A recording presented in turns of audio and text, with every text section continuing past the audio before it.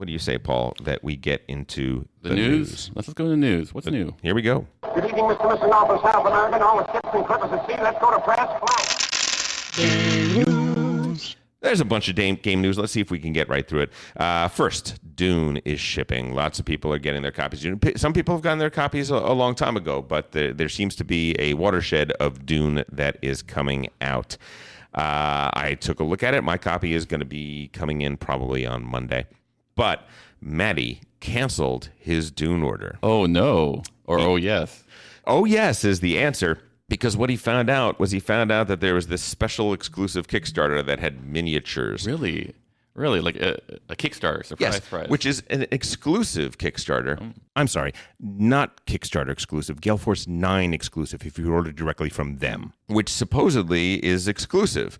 And then he found out that Barnes & Nobles was selling Dune, delivery available today for for about $5-10 more. Sure. That comes with those exclusive minis that you are not supposed to be able to get any other way. Wow. Well, canceled his order, ordered that, came in, and I was like, oh, dude, my copy already shipped. Why didn't you tell me? And he was like, Tom, it's miniatures. Why would I tell you about something in which there are miniatures? Accurate. Totally accurate. It's not inaccurate. So we open up the box. We pull the things out, and I'm saying, oh, what are the minis? And the minis come out in this tiny little plastic bag. There are a grand total of 3 minis for the game. Take a guess. You and I, we have played this game many, many, many times. What do you think the 3 minis in the game of Dune are? Just 3 types or 3 total? 3 total. That's it. Maybe, what you call it, Arakeen? Arakeen? Nope. Okay, so not a location. Here, okay. Storm? Yes, boom, Storm. The Storm is one. Okay, a worm? The worm is the second one. Good. And the third one's a little hard to get. The third one is one that a card that you played last time. I played a card last. Oh, what did I play? I give up. I yield. Family Atomics. Oh, yes, Family Atomics. There's a nice little mushroom cloud. These are tiny miniatures. They're not. They're and the worm isn't even a worm. It's just the mouth of the worm coming up out of the sand is all it is. It kind of looks like a flower. You don't need to spend an extra $10 to get those. Listen, if you're a completist or you're like Matty, I mean, I'm sure he's painting them right now. But they're cute, but they're not at all necessary to the game. We are going to be doing a Dune review very, very soon. Sure. We're just waiting for the new copy. We've played it very recently with my super old copy from 1970. The question is Matt going to be able to step away from his daughter to play Dune? No, he definitely won't. No. Are you sure? I mean, the kid's got to sleep. Yeah, a newborn baby sleeps for an hour at a time, and then is up for an hour, and then down for an hour. It's just not gonna happen. We can't do that. We can't do that. We have to protect him from himself. Well, there you go. Right? Don't you think? That's what we do with addicts. All right, that was Dune. A little bit of I don't know how to phrase this other than to say this is a little bit of unfortunate news. Delluvia Project is a game that we talked about. Ben M. Brought that to our table a couple weeks ago, and I was saying some very, very wonderful things about it. I continue to maintain that it is a fantastic game. I really, really like it. But there have been reports of some copies having mold in them. What are you laughing at? There's nothing to laugh about. It's just so random, It's significant enough that there were recalls on the game, and Tasty Minstrel games are great. We think that they are really up there in terms of people that are a publisher that is responsive to customers. They're gamers themselves. Seth Jaffe, friend of the pod and just friend in general, is a really good guy, and they are bending over backwards to make sure that everybody is made right in this situation. So all I would say is that if you are in a game store and you see a copy of Delluvia Project, just know that there's a possibility that there might be a mold issue in that game. So our Game Brain recommendation is to not buy Delluvia Project until they have sorted this out. Next up, it is Kickstarter news. Barrage, the 5th player expansion is on Kickstarter as we speak. And of course, It's an amazing game. That said, production difficulties, right? There is a lot of complaints out there because everything from the chips, the water pieces that are one of the only components in the game that moves, are these flat little things that are impossible to pick up, and that was a mistake. Boards warping, wheels warping. There's cardboard components that weren't working the way they should. The boxes were cracking and ripping. Basically, they had a full-blown nightmare in terms of production difficulties, which for such an amazing game is a real shame. But they are doing a lot of things to take care of that. And this 5-player expansion also deals with that, because when you order this on Kickstarter, you can also get all of these little add-ons. You can get add-ons for, let me get the list of things. You can get wooden drops, which are replace the old drops, new execs, new wheels, wooden wheels, a replacement box, metal coins, more machineries, because those little mechs that you have in the game, there aren't quite enough for some play styles and things like that. But the game itself, the expansion, has a 2-sided board. Oh. It has a 5-player sided board, and it has an alternate 4-player sided board. Basically, they're giving you a whole different board for the game that you already love that's 4-player. I think that's absolutely fantastic. Absolutely. I mean, we've talked many times about how having a 5th-player option for our size game group is crucial. That's really, it increases by 30-40% the odds of that game being played. But to also, in with that, come up with a new 4-player board, boy, that just increases the longevity of this game by so much. And they have 2 new characters too. Yes, they do. Yeah. Yes, they do. They have 2 new characters that look kind of interesting. I tough to tell at this point how they're gonna play, how they're gonna be. But boy, oh boy, I love the look of this expansion. I think it's gonna be great. Let's move on to the next thing. Next thing is Europa Universalis. Okay, so if you know the name Europa Universalis, it's probably because you have played the video game. The video game is a classic PC game, 4X epic strategy game. What a lot of people don't know is that Europa Universalis became a famous PC game because it was first a board game. Back in 1993. Let's see. Philippe Thibault designed the game. It played 1 to 6 players. Want to take a guess on the playing time, Paul? 5 hours. 5 hours. 5 hours would be 5 times 60. That'd be 300 minutes, right? Sure. Yeah. Europa Universalis's playing time was 3,600 minutes. That's about right. I'll 5 factor 10. That's about right. 3,600 minutes.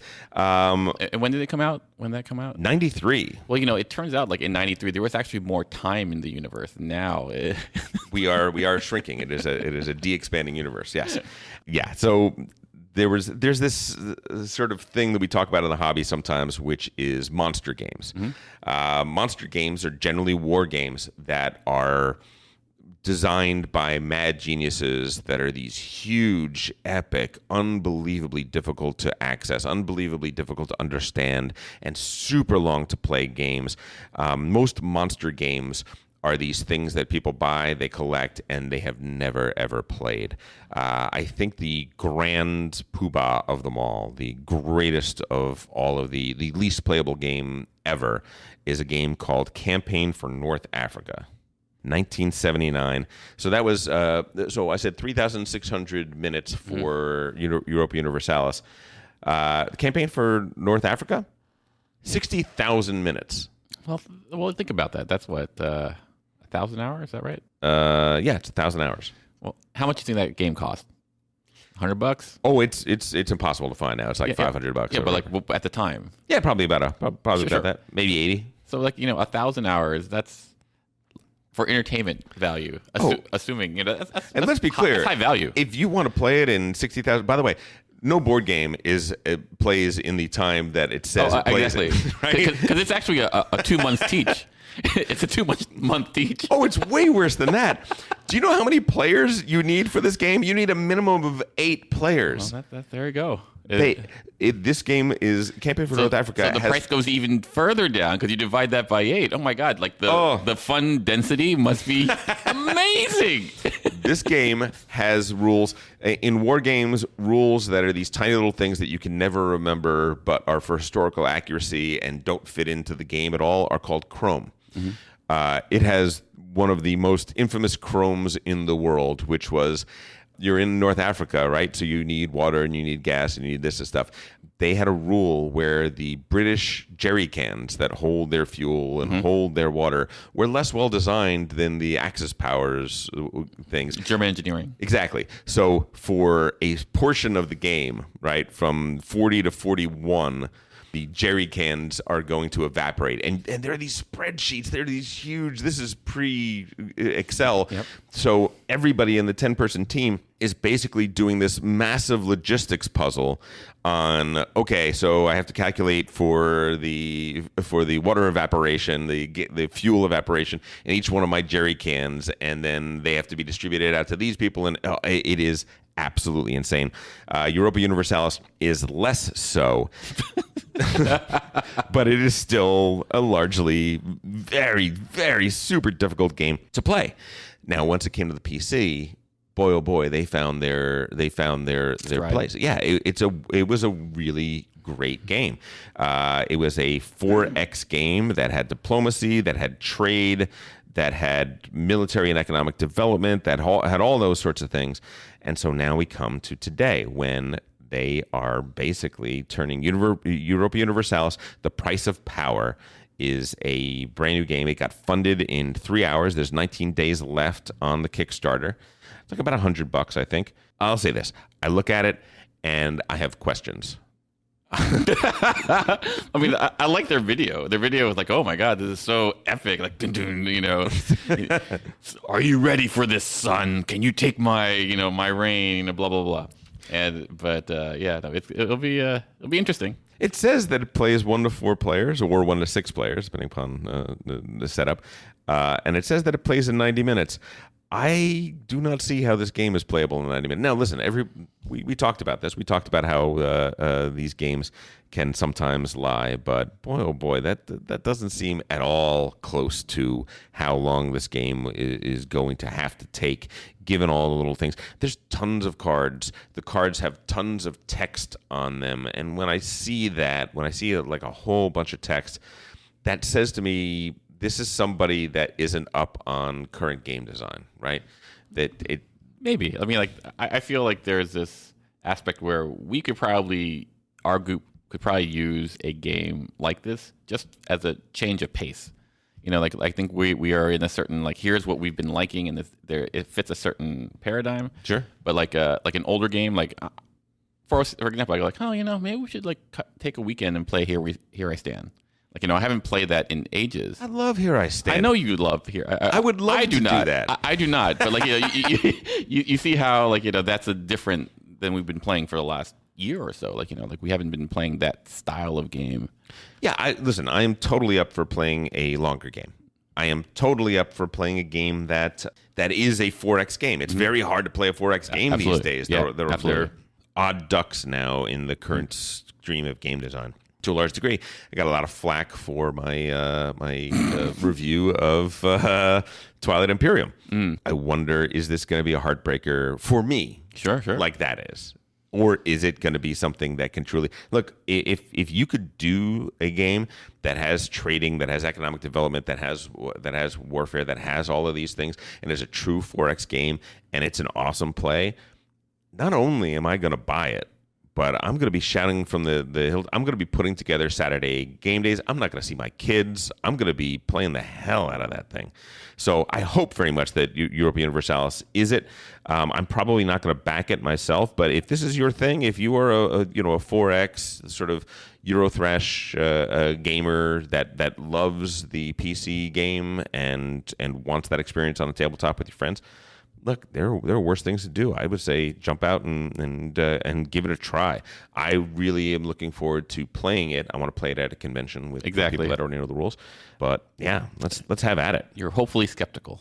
Yeah, I'm I think that's fair. Next up. Oh, Maddie.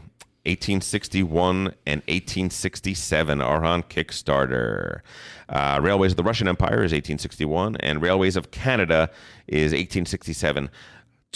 Not one, but two 18xx games that are being kickstarted as we speak. It's not quite what it seems, though, because 1867 is basically just an 1861 variant. It's a different board, it's different cards, but the gameplay is largely, I wouldn't say identical is the right word, but tremendously similar. It is definitely an 1867 is an 1861 style game that is slightly different. What can I say about this? I will say that these are decent starter games.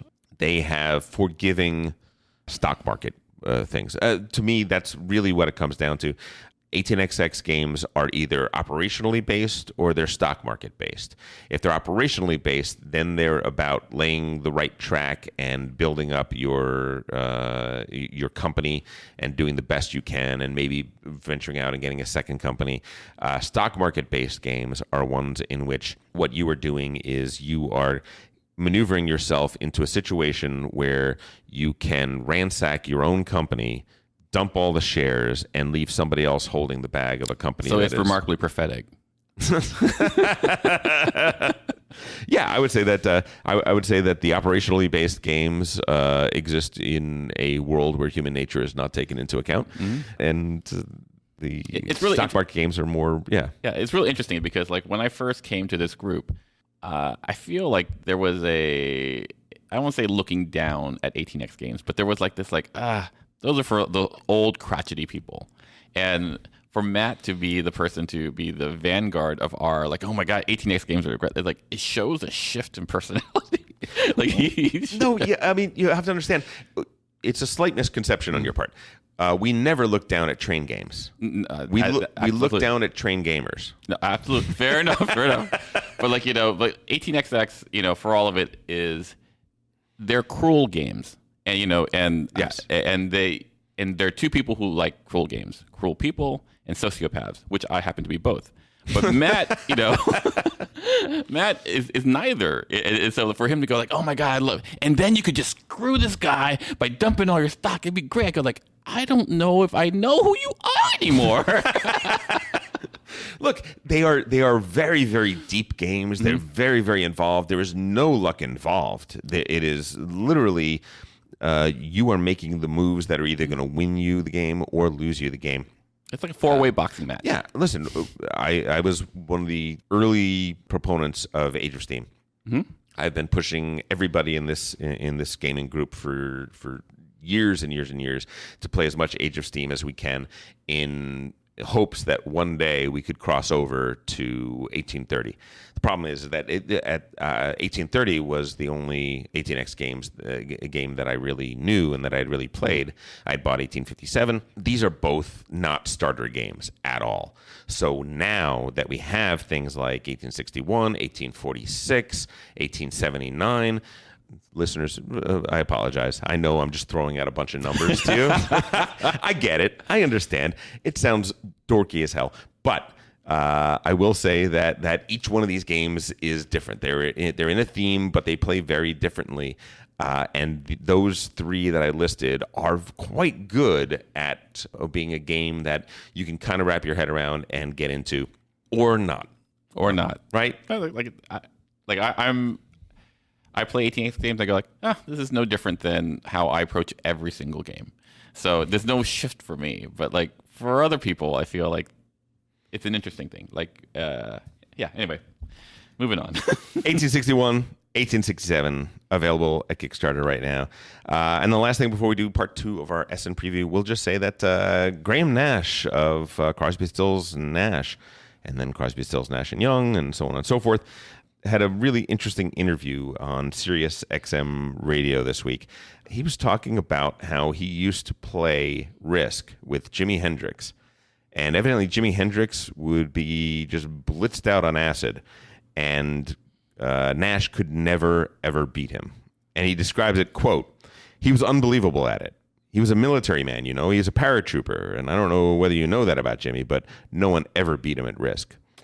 To which I say, Mr. Nash, I respect you. I respect your respect for Jimmy. I think he probably was great at that game.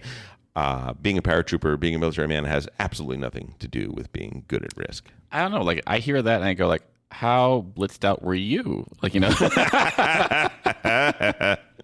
maybe he just could handle his stuff better. Totally fair. All right, people, this is Essen month. So we're going to part 2 of our Essen preview. We're going to lay out some more things that you can expect to be coming down the pipeline quite soon, coming out of Essen. And the first one we're going to talk about is actually the first 3 are all expansions. Big time in the hobby for expansions. We have a lot of really great games out there that are eminently expandable. So let's talk about the first one. The first expansion that we have is for Through the Ages. Through the Ages is a top 5 game of all time. Vlaada Chvátil's civilization killer, really. It's probably the best Civ game that has ever been made. We will see if Europa Universalis passes that. But for right now, Through the Ages is it. It is a New Leaders and Wonders expansion. If that name sounds very uncreative, my understanding is that the expansion is very uncreative. It's not New cards. That's right. And not only that, but it's actually replacement cards for the most part. Some of them are new, but a lot of them are replacements. It is taking some of the leaders that everyone would always grab and win with them, and nerfing them a little bit. Sure. Taking some of the leaders that nobody ever grabbed and making them a little bit better. As long as they left Genghis Khan alone. Genghis Khan, if you don't know, is the stiff middle finger of leaders that Paul will invariably play when he plays the game. Everyone plays this guy. He basically like nerfs everyone's game. It's the cold water on the whole. Like, oh my god, my life is so hard now just because he's in the mix. Yeah, Through the Ages is an absolutely phenomenal game, and it does not. Let me say this: it does not need fixing. So the fact that Vlaada Chvátil put out an expansion that fixes a game that needs no fixing, it's a real testament to his precision, because this is a game that is loved and played quite often by a lot of people, and this is a love letter to them. This is a, hey, you love this game? I'm not going to start throwing in new things. I'm not going to start adding new elements that are potentially going to dilute the great experience of the game. What I'm going to do is I'm going to give you this game all over again. It's going to be brand new, because you're going to have to re-explore and check out different strategies, because the things that you were doing aren't going to work as well as they used to, and now you're going to have to find different paths to victory. Right? Everything that you thought you knew about the game is going to be it's recycling. Different. It's sustainable. It's green. I love it. I think that oftentimes when I hear about an expansion comes out and I say it is a expansion that is a fix, I kind of look down at that to some degree. To some degree, I'm like, okay, but you should have, maybe it should have been better. But some of my favorite expansions ever are fixes. The greatest expansion ever. God, not again. Yes, again, Tribune.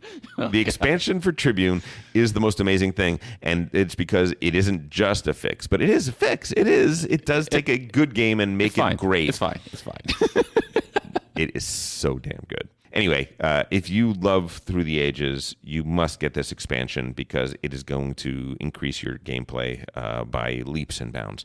Next up, coming out, is Terraforming Mars Turmoil. We did talk about this already, so we don't need to say much more, except that it's going to add politics into the game. There is going to be a political element to the game. I'm kind of two minds on it.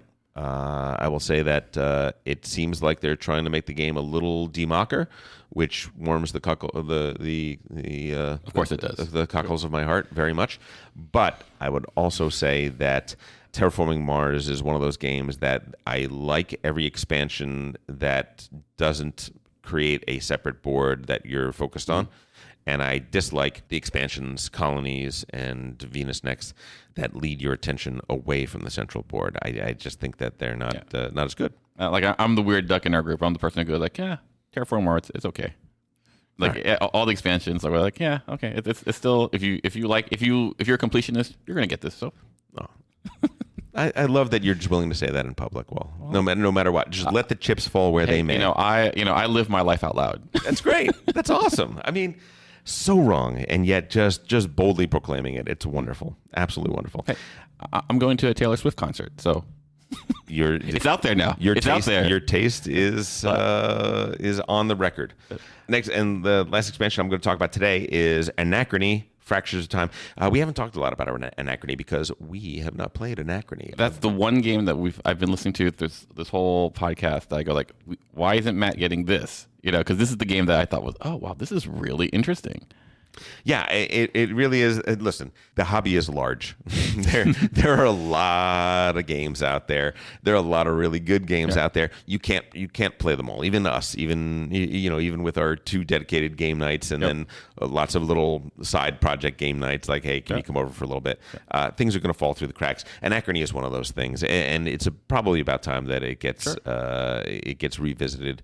I think we're going to have to take care of that. Maybe at BGG Con, I'll track down a copy and bring it back. Or we go next year at Strategicon. I know they have it in the game room. Oh yeah. We could absolutely do that, and I think we probably should because it is a very well regarded game. Fractures of Time is an expansion for it.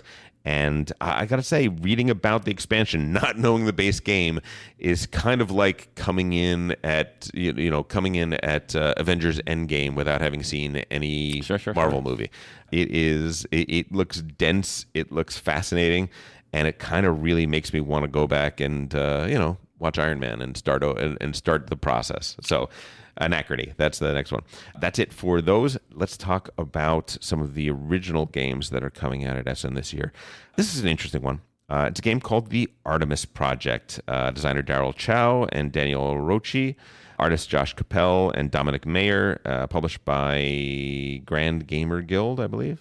This is dice placement 4X-ish. Okay, I'll go with 4X-ish game. Basically, Alien Frontiers fans assemble. This is your game. If you like Alien Frontiers, I do not like Alien Frontiers. I appreciate what Alien Frontiers is. It is a very swingy game that has some strategy, but a lot of it is which dice did you get this turn and how did you use them. Artemis Project takes place on one of the moons of Jupiter. You're colonizing it, and you are rolling the dice. You're doing the same thing that you do. It's very similar to the core mechanic of Alien Frontiers, but I'm hearing from people that love Alien Frontiers that this may actually be better.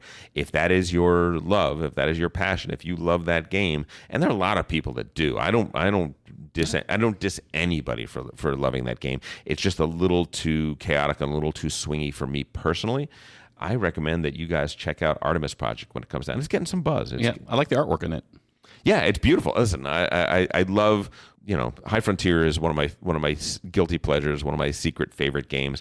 And it's not so secret. Well, maybe it's secret to the people listening. I'm not sure. I don't know if I've talked too much about that. But realistic or semi-realistic space expropriation, I think, is a really fascinating subject. I'm really, really into it. I wear my SpaceX T-shirts all the time. Sure. So. And me as the aerospace engineer could care almost less.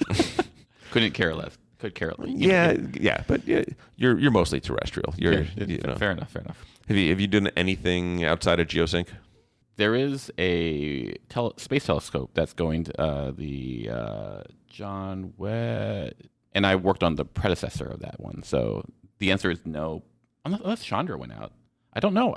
I might. There's a space telescope that isn't the Hubble that may have actually gone out. I don't think so. Though. Does it go into a Lagrange point, or where's it going to be stationed?